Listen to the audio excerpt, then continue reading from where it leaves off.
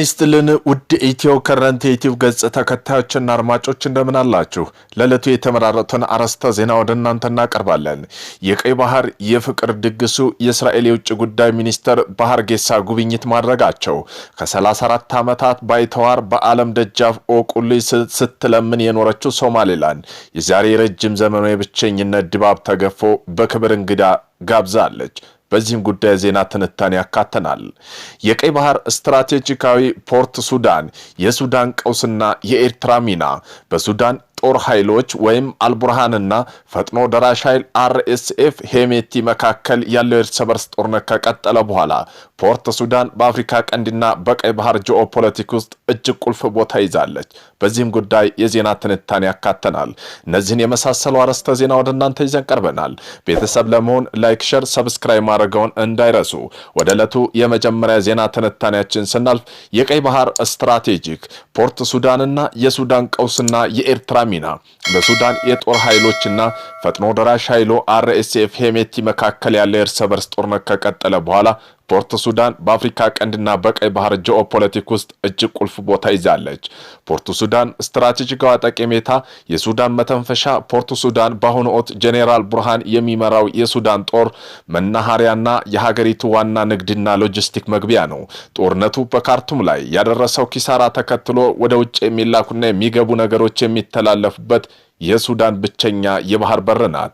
ቀይ ባህር ደህንነትም ወደቡ በቀጥታ በቀይ ባህር ዳርቻ ላይ የሚገኝ በመሆኑ የሱዳን ጦር አቅጣጫ ከመወሰኑም በላይ በዓለም አቀፍ ደረጃ በንግድ መስመር ደህንነት ላይ ተጽዕኖ ያሳድራል። በዚህም ፕሬዝዳንት ኢሳያስ አፈወርቂ የኤርትራ ሚና ምንድን ነው? ፕሬዝዳንት ኢሳያስ አፈወርቂ አብርሃ በሱዳን ቀውስ ውስጥ የራሳቸው ፍላጎት አስቀድመው ጣልቃ እየገቡ መሆኑን በተደጋጋሚ ይነሳል። የአርኤስኤፍ የሚሰጠው ድጋፍ፣ ኤርትራ ለጄኔራል ቡርሃን የሚመራ የሱዳን ጦር ግልጽና ጽኑ ድጋፍ ትሰጣለች። ይህ ድጋፍ ወታደራዊ እርዳታ፣ የሎጂስቲክ አቅርቦቶችና የኤርትራ ጦር መርከቦች በፖርት ሱዳን አካባቢ መገኘታቸው ሊያካትት ይችላል ተብሏል። በዚህም የጣልቃ ገብነቱ ዋነኛ ዓላማ ኤርትራ ፍላጎት በሱዳን ግጭት ምክንያት አርኤስኤፍ ሊያገኘው የሚችለው ማንኛውም ተጽዕኖ ማስወገድና ከኤርትራ መንግስት ጋር ታሪካዊ ውጥረት ያላቸው አካላት እንደ ኢትዮጵያና እንደ ቀጠናው ኃይሎች በሱዳን ጉዳይ ላይ ያላቸው ሚና መቀነስ ነው። በዚህም የፖለቲካ ትችትም ሲነሳባቸው ኢሳያስ ለጠራም የሚችለው ወደ ፖርት ሱዳን ብቻ ነው የሚለው ትችት የሚያመላክት ነው። ፕሬዝዳንቱ ባለም አቀፋዊ ትብብራቸው የተገደበ ቢሆንም ይህ ውስን ትስስር ተጠቅመው ስትራቴጂካዊ ቦታዎች ፖርት ሱዳን ተጽዕኖ ማድረግ ፍላጎታቸው ነው። በዚህም ቀጠናው ውጥረትስ ሊያባብሰው ይችላልም ተብሏል። የኤርትራ ጣልቃ ገብነት የሱዳን ቀውስ ይበልጥ እንዲወሳሰብና አድርጎታል። ግጭቱ በቀጥታ በኢትዮጵያ፣ የግብጽና የሌሎች የቀይ ባህር ዳርቻ ሀገራት የደህንነት ስጋት የሚመለከት በመሆኑ ፖርት ሱዳን አሁን የጂኦፖለቲክ ፍላጎት መጋጫ ሆናለች። በመሆኑም ቀይ ባህር የውጭ ኃይሎች ፍላጎትና መፈንጫ እየሆነ ነው። በምስራቅ አፍሪካ በተለይም በቀይ ባህር አካባቢ የውጭ ወታደራዊ ጣቢያዎች መብዛትና በኢትዮጵያ የባህር በር ጥያቄ ኤርትራ አቋም በተመለከተ ያነሱ ነጥብ አሳሳቢና ውስብስብ የሆነ የጂኦፖለቲካ ውዝግብ እምብርት የሚነካ ነው ተብሏል። ሩቅ ሀገራት ወታደራዊ ጣቢያ ሲመሰርቱ ችግር የለውም። ኢትዮጵያ ስትፈልግ ግን ወንጀል የሚባል አባባል ከኋላው የደህንነት ስነ ምክንያት ሴኩሪቲ ራሽናሊ እና የሉዓላዊ ስጋቶች ይዘዋል እንጂ በቀላሉ በክፍ ገዢዎች ብቻ የሚተረጎም ጉዳይ አይደለም። የሩቅ ሀገር ወታደራዊ ጣቢያዎች ልዩነት፣ የሩቅ ሀገር በቀይ ባህር አካባቢ ወታደራዊ ጣቢያ ሲመሰርቱ በጎረቤት ሀገር ዘንድ በተለይ በኤርትራ ዘንድ እንደ ቀጥተኛ ወንጀል ወይም የህልም ስጋት የሚታይበት ዋናው ምክንያት የሚከተሉት ናቸው። በዚህም በዝርዝር ስናስቀምጣቸው የስትራቴጂክ ግቡ ልዩነት እንደ አሜሪካ፣ ፈረንሳይ፣ ቻይና፣ ጃፓን ያሉ የሩቅ ሀገራት በቀይ ባህር የሚያቋቁማቸው ጣቢያ ዓላማ አብዛኛውን ዓለም አቀፍ የንግድ መስመር በተለይ የባብ ኤል ማንዴብ መጠበቅ፣ የጸረ ሽብርተኝነት ዘመቻ ማካሄድና በዓለም አቀፍ ደረጃ ኃይል ሚዛን ማስጠበቅ ናቸው። የእነዚህ ኃይሎች ፍላጎት በቀጥታ ኤርትራ ግዛት መውረር ወይም የግዛት አንድነት መጣስ አይደለም። እነዚህ የውጭ ኃይሎች ጣቢያ የሚያቋቁሙት አስተናጋጅ ከሆኑ ሀገራት ለምሳሌ ጅቡቲ ጋር በህጋዊ ስምምነት መሰረት ሲሆን ይህ ያስተናጋጁ ሀገር ሉዓላዊነት በመጣስ አይታይም። አንዳንድ ጊዜ የውጭ ኃይሎች ኃይሎች መገኘት በቀጠናው ያሉትን ተቀናቃይ ሀገራት ለምሳሌ ኤርትራና ኢትዮጵያ በኃይል ሚዛን እንዲቀመጡ በማድረግ የሁለቱን ወገን ጥቃት የመፈጸም ፍላጎት ሊቀንስ ይችላል። የኢትዮጵያ ጥያቄ እንደ ስጋት የሚወሰድበት ምክንያት ከኤርትራ አንጻር ሲተነተን ለኤርትራ የኢትዮጵያ የባህር በር ማግኘት የሚለው አጀንዳ አደገኛ ብሎ የሚወስደው ከታሪክ ከጂኦግራፊና ስትራቴጂክ አስተሳሰብ የመነጨ ነው። ጂኦፖለቲካና ታሪካዊ ስጋት ውስጥ ከቀጥታ ድንበር ተጋሪነት ኢትዮጵያ ከጅቡቲ ከሱዳንና ከሌሎች የራቁ የውጭ ኃይሎች በተለይ ከኤርትራ ጋር ረጅም ጊዜ ጋራ ድንበር አላት። በተጨማሪም የሁለቱ ሀገራት የቅርብ ጊዜ ታሪክ በድንበር ጦርነት የተሞላ ነው። ኢትዮጵያ ወታደራዊ ባህር ኃይል ጣቢያ ማቋቋሟን ከአስመራ እይታ ለወደፊቱ ግጭት የመሰናዶ እርምጃ ተደርጎ ይወሰዳል። ኢትዮጵያ ቀደም ሲል ኤርትራ ወደቦችን አሰብ ተጠቅማለች። ኢትዮጵያ አጀንዳ የራሷ የባህር በር ማግኘት የሚለው ቃል የገባሪዎች ወደብ ከማግኘት አልፎ የግዛት ባልተቤትነት የማግኘት ፍላጎት ያመላክታል የሚል ስጋት በኤርትራ በኩል አለ። ይህ ደግሞ በቀጥታ የኤርትራ ሉዓላዊነት የመጣስ ተግባር ተደርጎ ይታያል።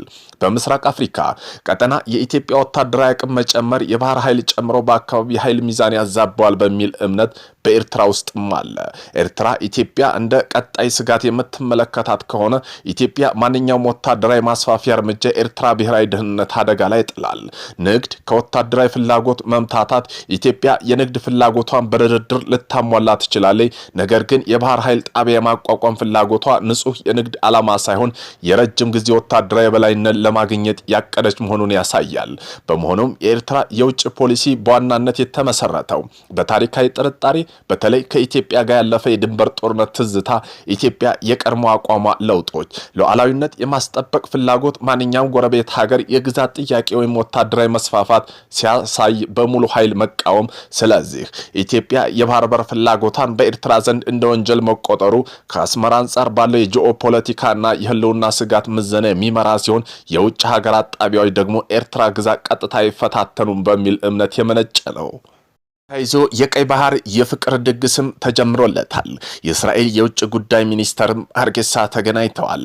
ለ34 ዓመት እንደ ባይተዋር በዓለም ደጃፍ ላይ ኦቁ ስትለምን የኖረችው ሶማሌላንድ የዛሬ ረጅም ዘመን በብቸኝነት ድባብ ተገፎ በክብር እንግዳ ታጅባለች።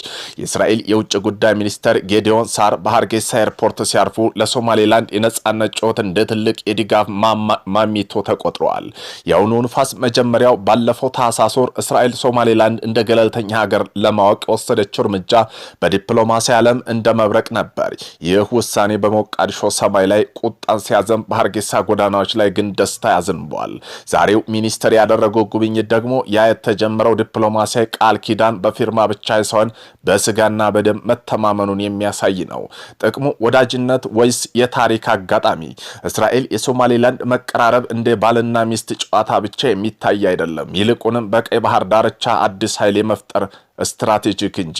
እስራኤል በኤደን ባህር ሰላጤ አቅራቢያ ጠንካራ መቋሚያ ወይም ፉት ፕሪንት ማግኘትና ከየመን የሁቲ አማጽያን ለሚሰነዘርባት ጥቃት መከላከያ ግብ እንደ መገንባት ይቆጠራል። ለሶማሌላንድ ይህ ጉብኝት ለዓመታዊ የቀይ ባህር የፍቅር ድግስ የእስራኤል የውጭ ጉዳይ ሚኒስተር በሀርጌሳ ለ34 ዓመት እንደ ባይተዋር በዓለም ደጃፍ ወቁ የምትረው ሶማሌላንድ የረጅም ዘመን የብቸኝነት ዲባብ ተገፎ በክብር እንግዳ ታጅባለች።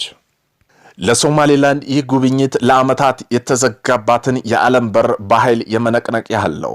እየተነሳ ያለ የፖለቲካ ማዕበል ይህ ጉብኝት ለሁሉም አልጋ ባልጋ አይደለም። የሶማሌ መንግስት ሉዓላዊነቴ ተደፈረ በሚል ጩኸት አቅልጦታል።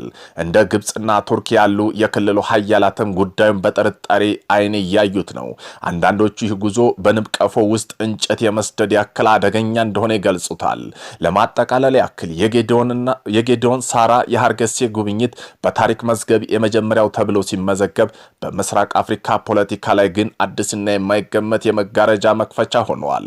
ሶማሌላንድ አሁን ላይ በዓለም ካርታ በቀለም ተለይታ ለመታየት የጀመረች ይመስላል። የተዘጋባትን የዓለም በር በኃይል የመነቂያ